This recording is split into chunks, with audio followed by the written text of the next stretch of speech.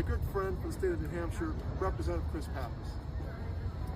Thanks very much, Ranking Member Chicano. I appreciate your leadership on this issue. I want to thank our advocates that are joining the conversation here today as well.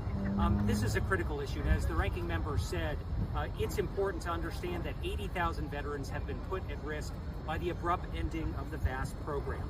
This program was put in place last year. It was created as a way to correct VA's own missteps that left homeowners with no affordable way to catch up on their VA-backed loans if they fell behind on their payments. So for thousands of veterans, it's been the only realistic option to be able to stay in their homes.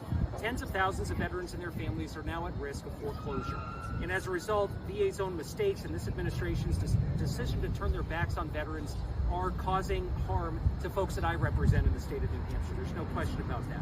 I've heard from veterans directly that are deeply concerned about their future. One of my constituents, he's a 100% service-disabled veteran from the first Gulf War.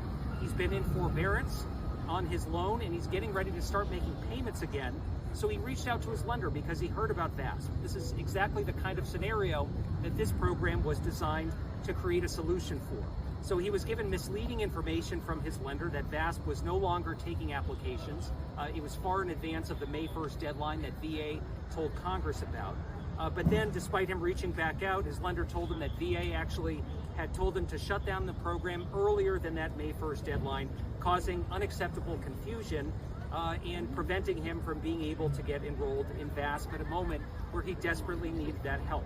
Now, our office is going to do everything we can to try to assist this gentleman, and I'm glad to see that our committee is working on a solution with respect to a partial claims program, but that's literally months down the road in terms of that being implemented in a way that can help veterans. So this isn't about statistics, it's not about hypothetical situations, it's about real people. It's about real veterans that swore an oath to give everything up to and including their lives for the United States of America, who deserve our unwavering commitment to be able to provide them with a roof over their head and to make sure that they won't get foreclosed on. So this shouldn't be a partisan issue. This is a moral issue, and it's something that we'll continue to call VA on to address and to make sure that they're providing the kind of support that our veterans need. So whether that's in the form of a foreclosure moratorium or re-implementing VASP while we work on this partial claims program, we need a solution today so that veterans like Daniel in my district get the help and support that they deserve.